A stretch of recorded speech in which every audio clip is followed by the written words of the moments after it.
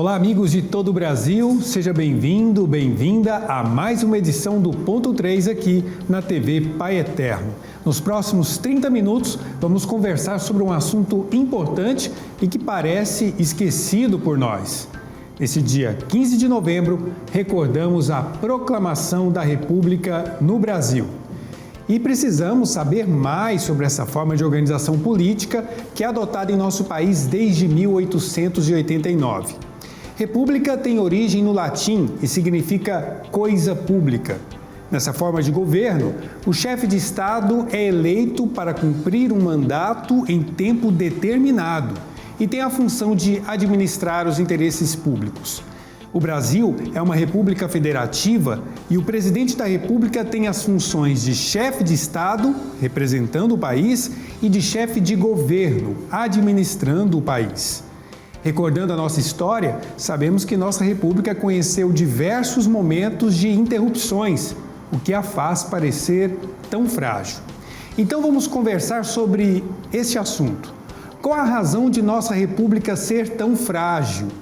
O povo efetivamente é soberano nessa forma de governo? O que fazer para que o governo da República represente e sirva aos interesses e necessidades de todos os cidadãos? Para nos ajudar nesse assunto, está conectada conosco a cientista política Noemi Araújo Lopes, que integra o time de Relações Institucionais e Advocacia da ONG Elas no Poder. Bem-vinda, Noemi. Muito obrigada, boa noite a todos, é um prazer estar aqui com vocês. Bem-vinda, então. Bem-vindo também, conectado conosco, o Nuno Coelho, que é o secretário adjunto da Comissão Brasileira de Justiça e Paz da CNBB. Bem-vindo, Nuno, boa noite. Boa noite, muito obrigado pela oportunidade de mais uma vez estar na TV Pai Eterno.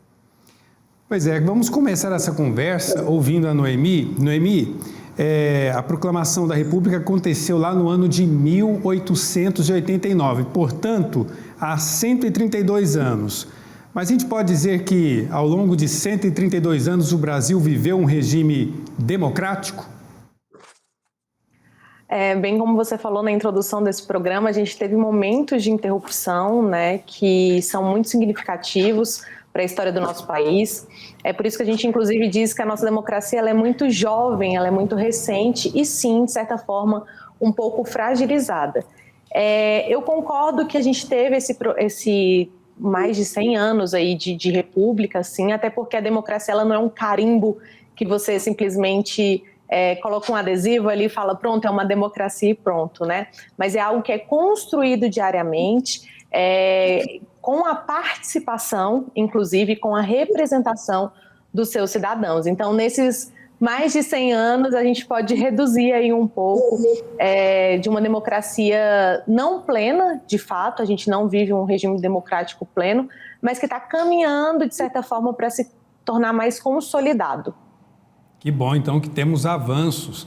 Agora, Nuno, que razões que levam o Brasil a ter um regime republicano tão frágil e, ao longo da história, tão suscetível a regimes autoritários?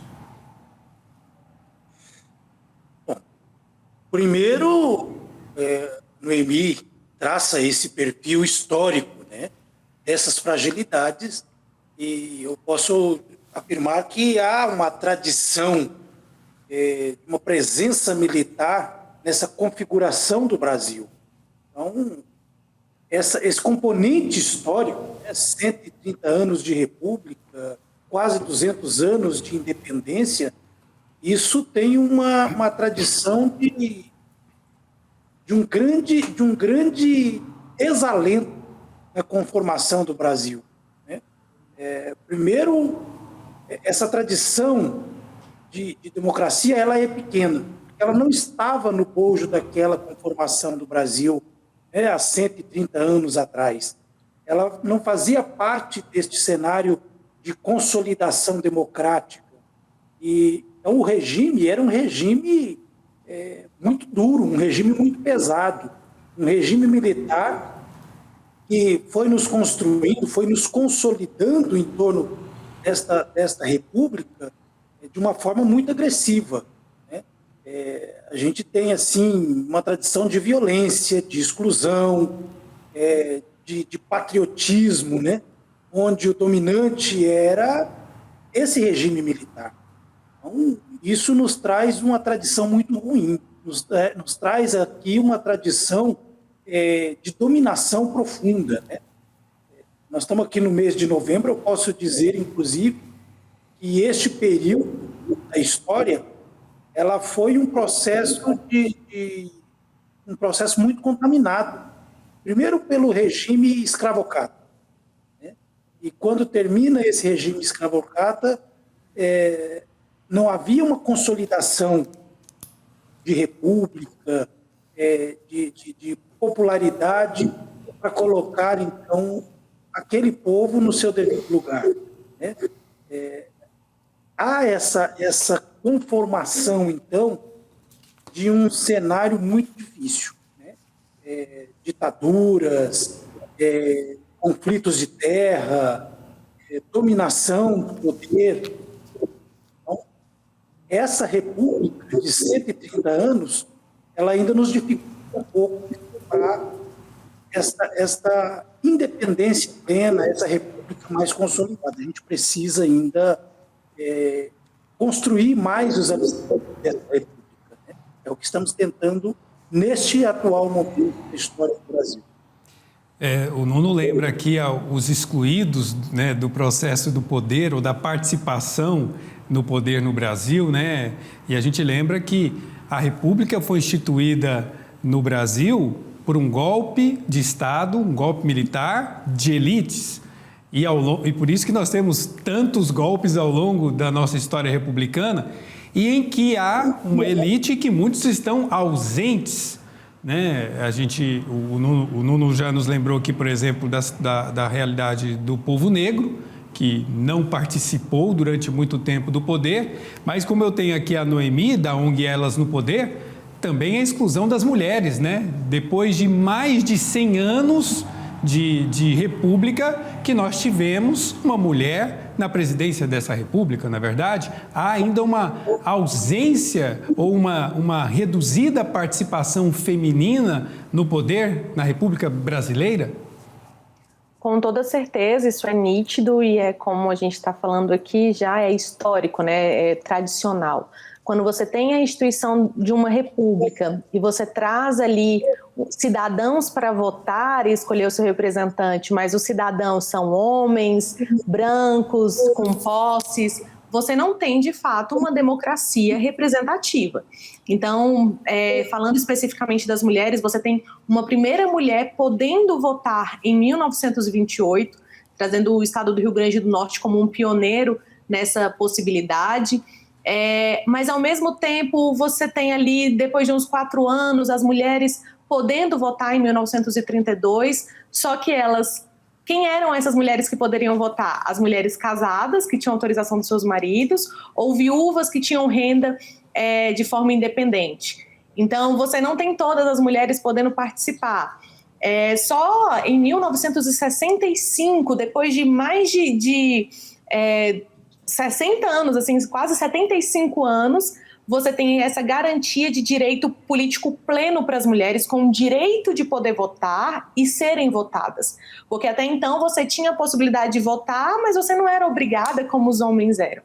Então, de fato, tem sido um caminho muito tortuoso, muito difícil de conciliação, de representação e de inserção dos grupos silenciados, que a gente chama de mulheres negras, indígenas, homens negros também participando das decisões do país.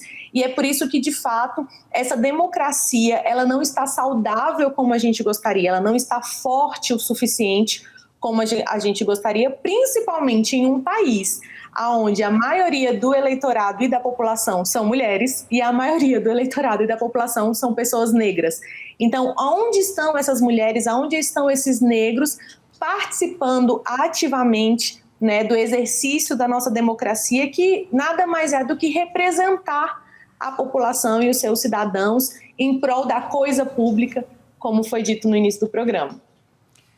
E aí eu pergunto primeiro para o Nuno e depois para você, Noemi, mas eu quero começar com o Nuno essa pergunta que a gente escuta, vê nas redes sociais, a democracia no Brasil está em risco, mas aí tem o pessoal que diz as instituições estão funcionando plenamente.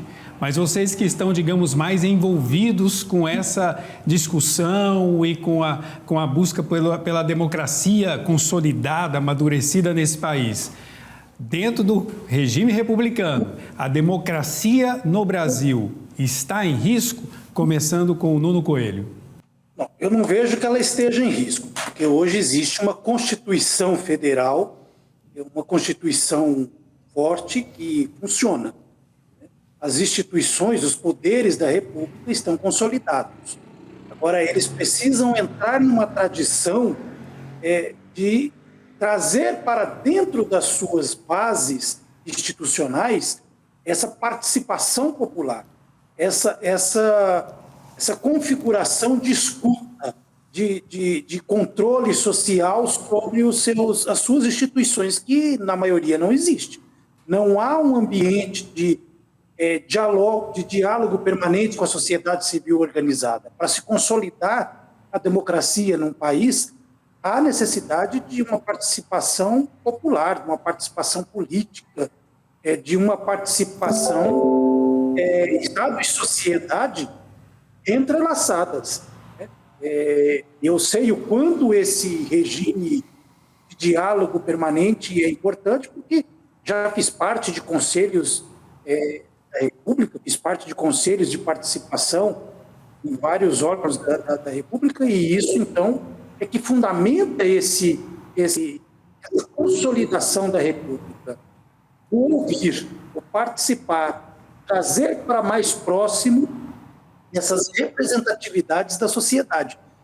Na medida que o povo não se percebe naquele lugar, então ele não se sente seguro de que aquela instituição, seja o parlamento, seja o executivo, ou seja o judiciário, vai lhe garantir os direitos fundamentais da democracia. A decisão tomada isoladamente ou voluntariamente, ela exclui a participação social, ela exclui os órgãos da sociedade civil.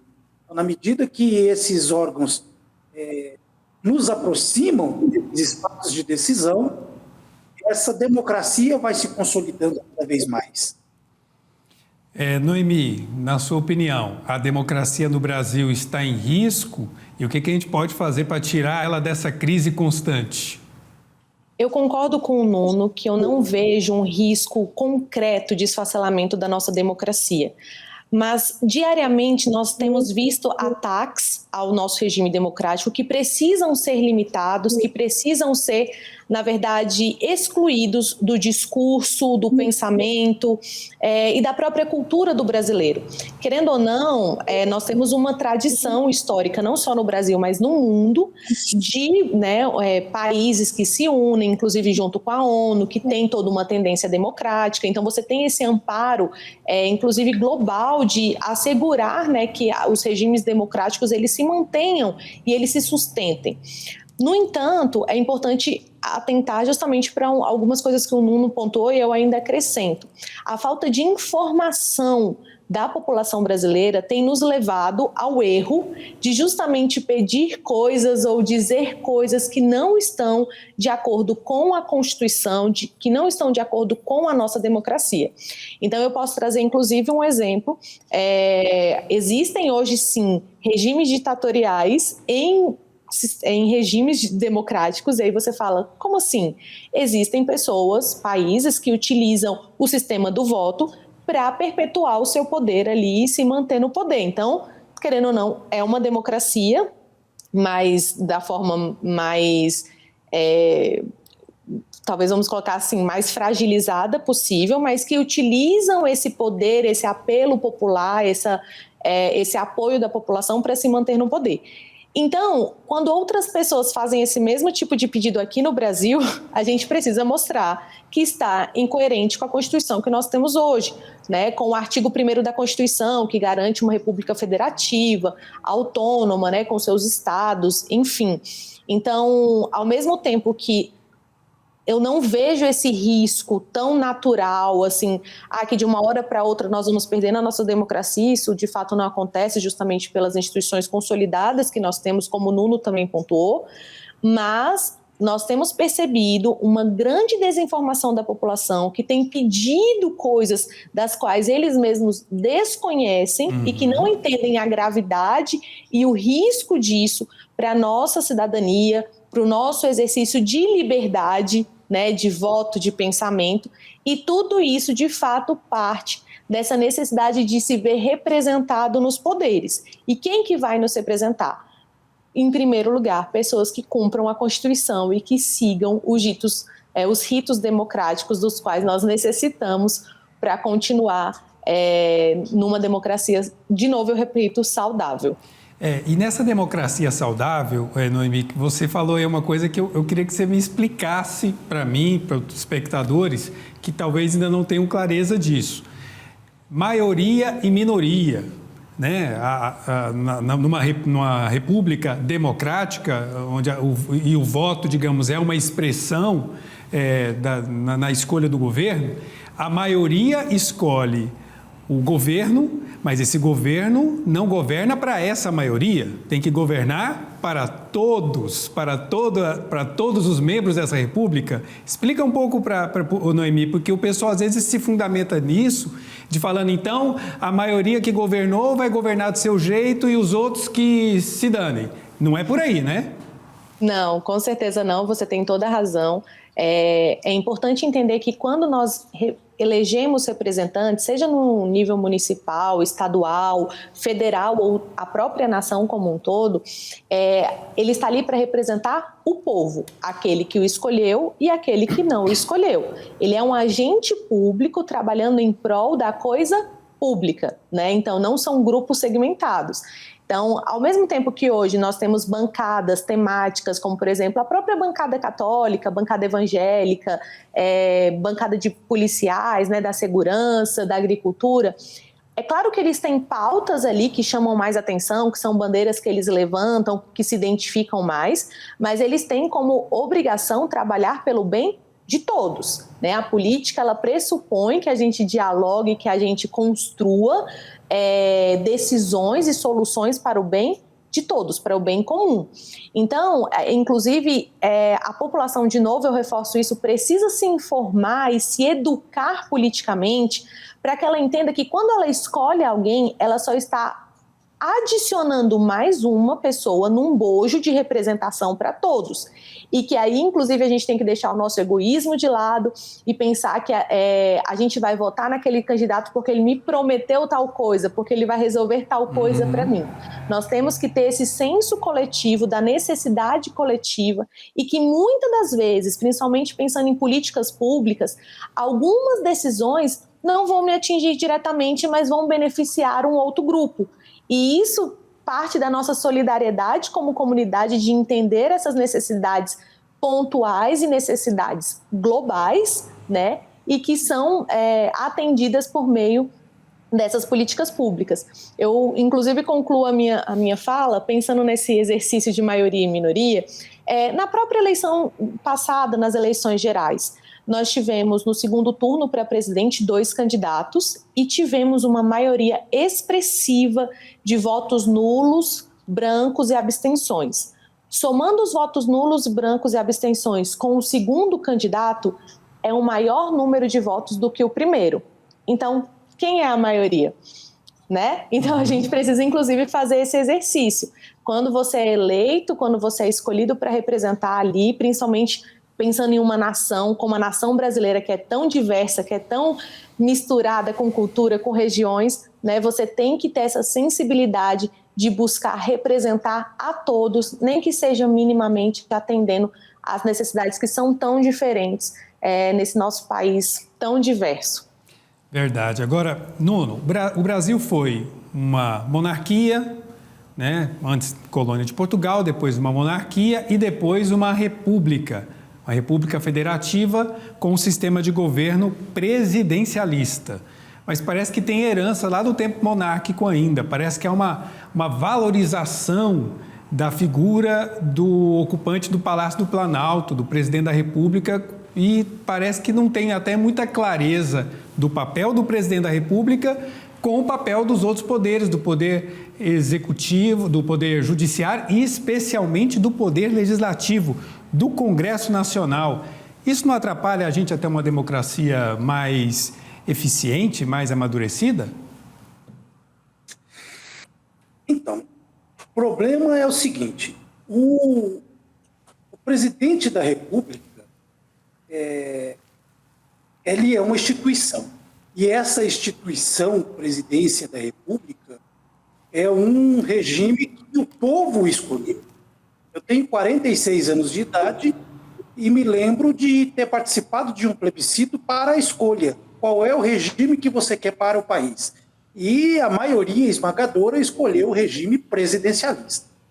Então, este regime presidencialista, pela Constituição, dá ao presidente da República muitos poderes. Não é todos os poderes. É muito, mas não é tudo. Né? Esta conformação, então, quando a Noemi acaba de dizer, né, no último pleito eleitoral, o quanto de pessoas deixaram de fazer o exercício democrático da sua escolha. Né? Quer dizer, não tem outra maneira. Nós somos balizados pelo regime presidencialista. Goste você ou não, faça você ou não a escolha, alguém vai conduzir o país, alguém vai sentar naquela cadeira lá no Palácio. Então, por maioria ou por minoria de eleitores, mas, ao fim e ao cabo, alguém será eleito. Né? Este foi o regime que a população brasileira escolheu. O não entender um pouco os regimes da República, como funcionam os poderes, e aonde é que esses três poderes podem convergir numa ação para o Estado brasileiro, e aonde cada poder também tem que tomar decisões e iniciativas individuais,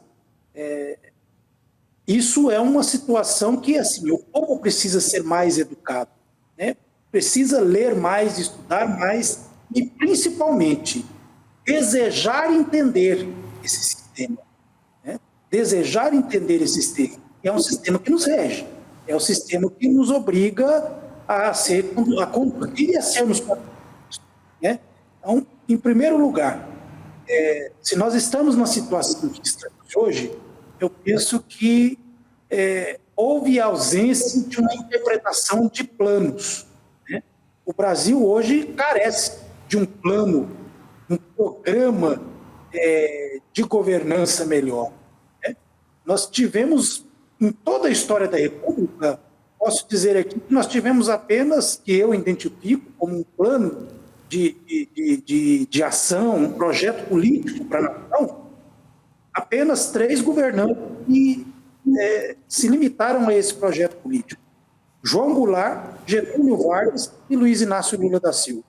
Esses 3 presidentes governaram sob a égide de um programa de inclusão, um programa de visibilidade dos vários ramos de representação no país. Então, a população como um todo se via de um extremo ao outro. Acho que entendeu várias vertentes da democracia na construção desse programa. Já no projeto atual, por que há tantos conflitos? Por que há tanto ambiente de ódio e de divisões e de acerramentos, de polarização? Porque os poderes não estão totalmente consolidados na sua representação com um plano de governo, com um plano de ação. Né? O Congresso Nacional hoje funciona de uma maneira que o presidente da República precisa conceder mais, ele precisa fazer mais diálogos com vários partidos, ele precisa fazer muitas consolidações aos vários partidos para governar o governança, eu acho que precisa melhorar, precisa mudar para se ter uma maior autonomia dos vários aspectos de liberdade e de poder que seja o Congresso, seja o Judiciário, seja o Executivo, precisa ter para poder consolidar essa República. Qual o principal desafio da República Brasileira hoje? Busca uma referência num pronunciamento recente do Papa Francisco. Abre aspas. Não há democracia com a fome, não há desenvolvimento com a pobreza e muito menos justiça com desigualdade. Fecha aspas. Democracia, desenvolvimento e justiça. Eis o que o regime republicano deve promover com a participação de seus cidadãos, com responsabilidade e consciência de busca do bem comum. Quero agradecer então a participação da Noemi Araújo Lopes, cientista política da ONG Elas no Poder. Obrigado por sua participação. Tenha uma boa noite. Muito obrigada a todos vocês pela oportunidade. Só reforçar que essa necessidade de fortalecimento da nossa democracia parte justamente do fortalecimento das nossas instituições e da eleição, da escolha de representantes que de fato nos representem. Então precisamos sim de mais mulheres, de mais negros, de mais indígenas, de pessoas educadas politicamente, informadas, não só ali nos espaços de poder, né, mas a população que ela busque de fato conhecer, se informar e participar ativamente, porque só assim a gente vai conseguir trazer a mudança que muitos de nós esperamos, e a eficiência do nosso Estado, né, no poder que nós temos hoje. Nós sabemos quão grande é a nação brasileira, política, economicamente e socialmente, e assim a gente vai conseguir, de fato, quem sabe, né, esperamos reduzir as desigualdades sociais, raciais no nosso país. Então, muito obrigada por essa oportunidade, por poder reforçar isso mais uma vez. Obrigado e obrigado também ao Nuno Coelho, secretário adjunto da Comissão Brasileira de Justiça e Paz da CNBB. Boa noite, Nuno. Bom, boa noite a todos e a todas e muito obrigado pela oportunidade, mais uma vez, de estar na TV Século XXI, na TV Pai Eterno, e nesse momento tão importante em que passa o nosso país, de consolidação e de construção cada vez mais forte os alicerces da nossa República. A República possível e desejada por todos e todas. Muito obrigado. Obrigado e obrigado a você que acompanhou esta conversa no Ponto 3. Até a semana que vem.